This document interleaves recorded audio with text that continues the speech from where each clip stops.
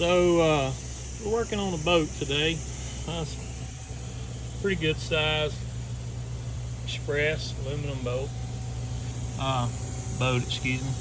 So they sent us, and I've kind of ground some of the paint off. They sent us this boat, and it's got a crack in the hull. Pretty significant crack, actually. So what I wanted to talk to you guys about was how we go about prepping this and, you know, repairing things like this. So you can see, I'll try to zoom in here, a lot of paint, a lot of stuff down in that crack that is going to have to be removed so we can get a proper clean weld on it. I know I talked to a guy on one of the podcasts and we were talking about doing dirty aluminum. So I'll try to kind of show you what I was using here to do some of the cleaning. This is just it's an aluminum abrasive wheel I get from CGW. It's just an aluminum flat disc.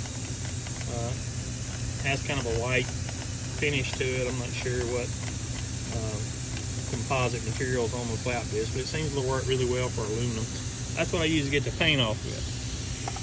Now, I keep these readily available in my shop because they're really great for repairing cracks and car rims and boats and everything like that. So these are aluminum carbide burrs.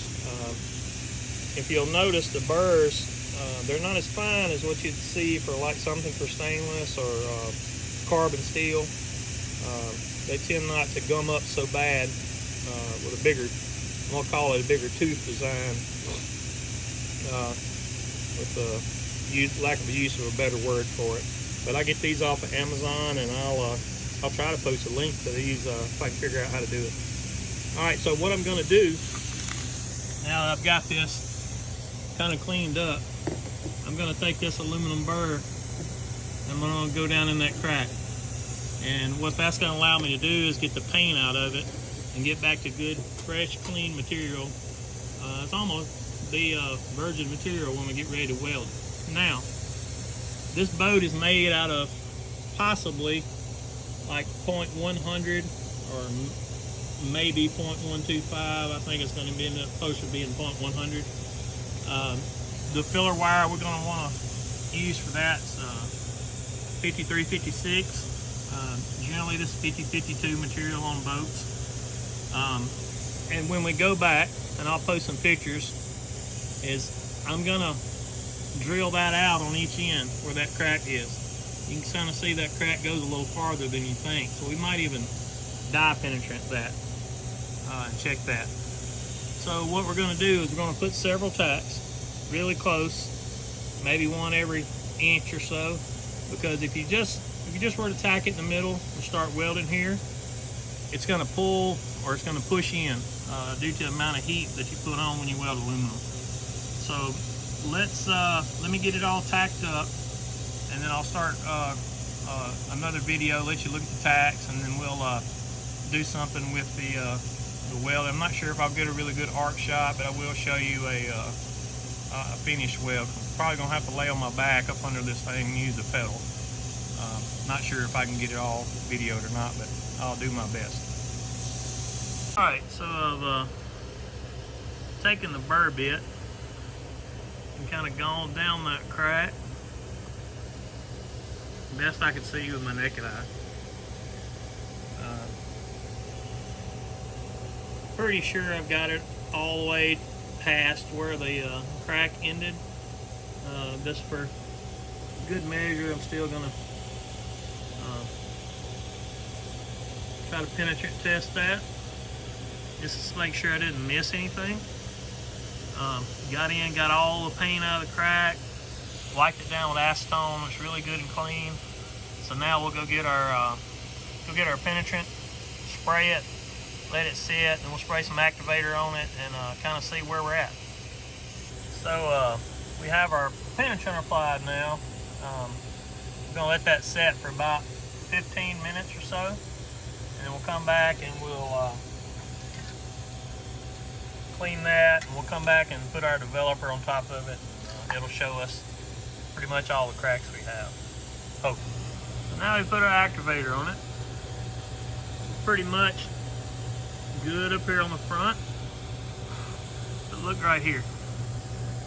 Didn't quite get it focused here. I'm doing this with my phone. Quite go back far enough here on the end. See, I stopped. See where the burr bit kind of stopped? So I need to go back a little bit farther.